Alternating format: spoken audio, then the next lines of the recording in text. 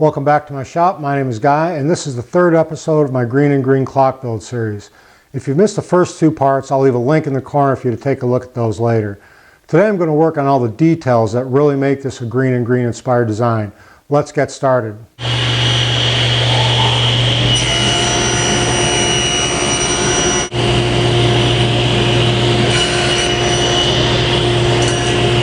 These three pieces here are going to be the base for the clock, and there's going to be two pieces on the sides and a piece that go in the front. And on each piece, it's like basically a big box joint. There's going to be a finger here, and then they're going to interlock like this. And this is my test piece. I'm going to cut away this piece on the long face and these two ends on the short sides. So I've got my dado stack set up in my table saw. I just need to go ahead and make these cuts.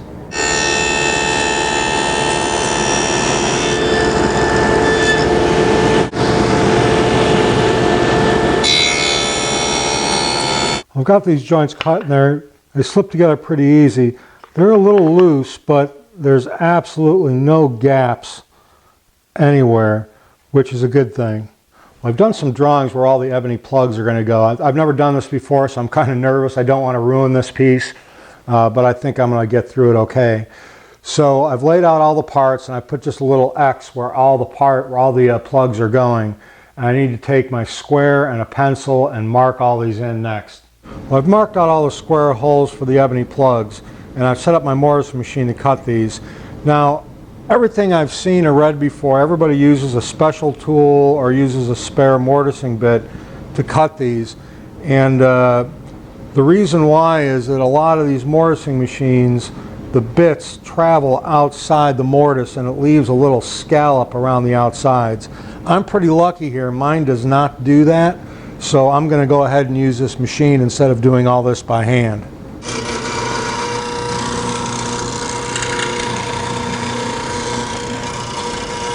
I took my chisel and I got rid of the little bits and pieces that were left over from the mortising bit. I've got to do the rest of them. I think there's 16 of the 1/4 inch and a half a dozen of the 3/8 inch. And then I've got to start working on this mortise here, which is going to take a large ebony bar that sits in that groove.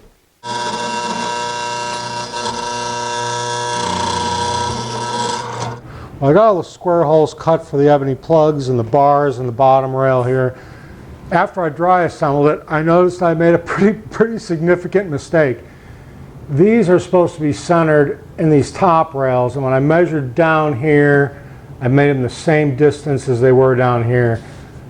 Completely wrong. So I have to decide now whether or not I'm going to remake these posts in the front or just make this into a short bar right here instead of a plug. It'll just be a little bit longer. I'm going to have to think about that one for a little bit. I did end up rebuilding the posts on this, and with the help of a couple guys, Tim Fuller and Steve Lyde, I'll leave a link to their Instagrams down below. They've built a lot of Greene and Greene stuff over the years. They advised me to put the plugs on the side instead of the front, which I did, and also use a 5/16 instead of a 3/8, and I think it came out pretty well. So what I need to do now is I need to start marking all the edges that we're going to get round overs on this. Not everything's going to get a round over. I want to make sure I get it in the right places.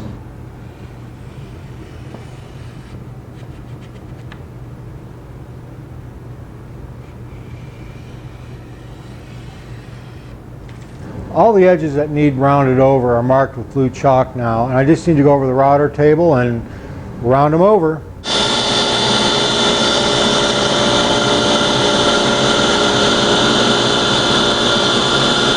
Now some of these edges, like these ones up here on top and on the shoulders, I just got that with a file and a little bit of sandpaper, and use the other edges as kind of a guide to get me where I needed to be. I've dry assembled the piece again just to make sure I haven't missed any of the round overs, and it looks pretty good.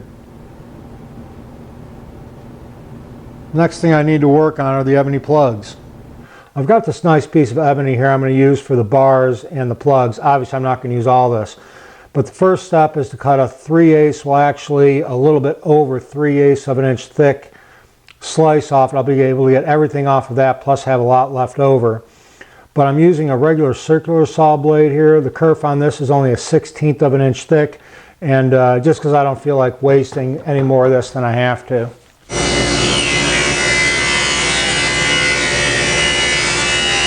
I'm going to cut about 13 inches off this piece, and this should give me more than enough than what I need to do the whole project.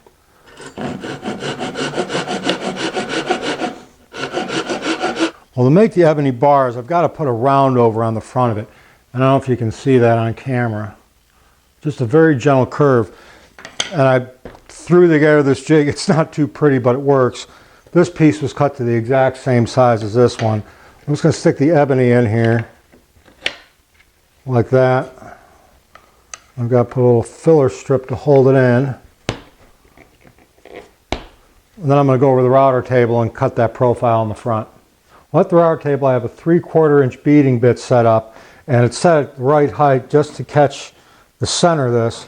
And all I'm going to do is, while this is held down the jig, is just run it through and put that bead on the front.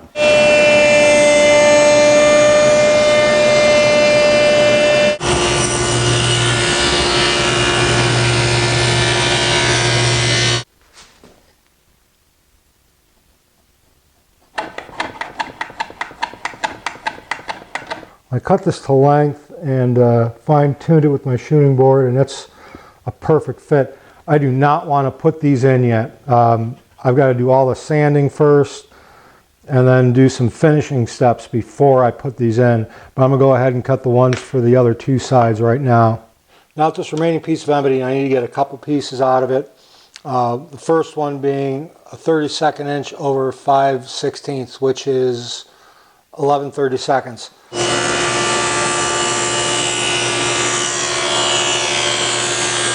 Well, I've got a piece of the 5/16 inch stock chucked up in my drill here, and I've got 3 grits of sandpaper and some jeweler's rouge on a rag.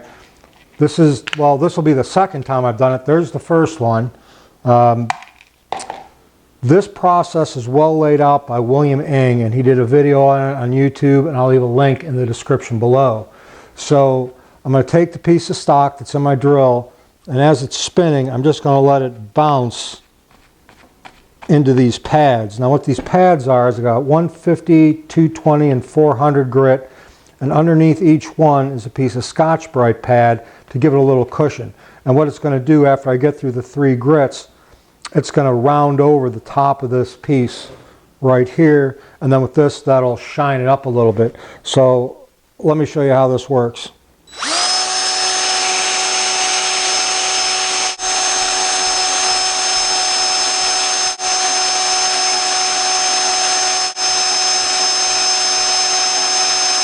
Alright, I know it's hard to see on camera, but that end is rounded over. It's got a nice pillow look to it. Before I cut it off, I'm going to take some 400 grit sandpaper, and just on the edges right here, since there's a little crown that goes like this all the way around, I want to flatten those out. So I'm going to take some 400 grit, just very lightly go around the piece. Now I've got that little button cut with a plug, whatever you want to call it, on the back side that's going to go into the recess. I'm just going to take some 150 grit sandpaper. I'm going to taper the bottom of these so they go in a little bit easier. Alright, and that's it right there. So I've got to make 6 more of the 5/16 inch ones and 14 of the 1/4 inch ones. So I'm going to be here for a little bit.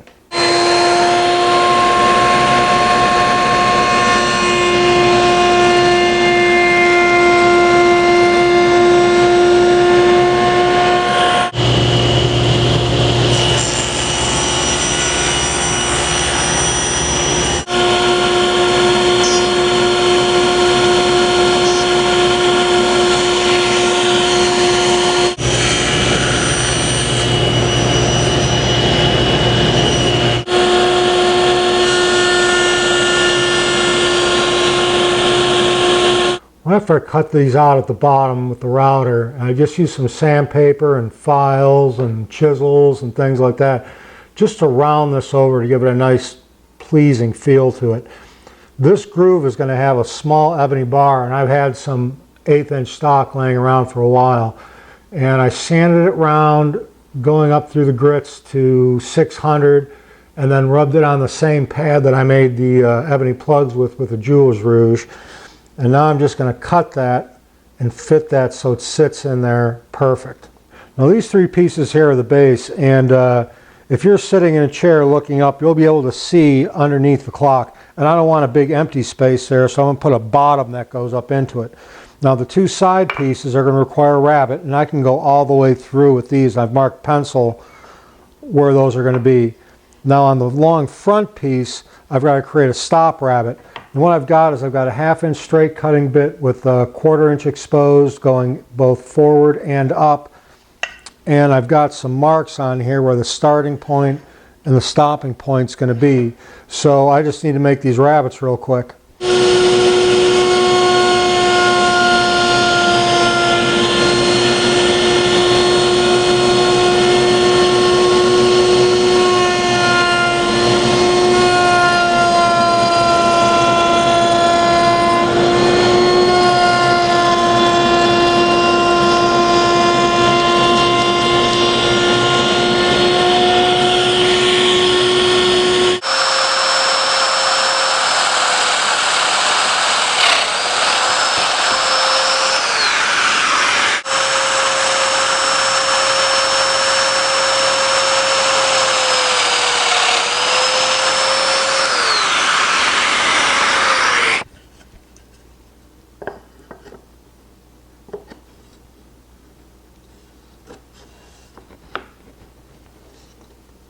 Now that I've got this put together, I can measure this opening, and I've got a piece of 1/4 inch material that I'm going to use to make the bottom of it. Well, I've got that piece cut and it fits in there real nice.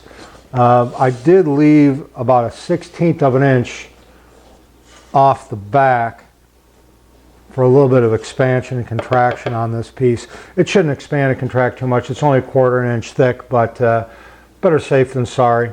Well, I have all the holes for the ebony plugs cut. The base is complete. I've completed the handle, and overall it's looking pretty good.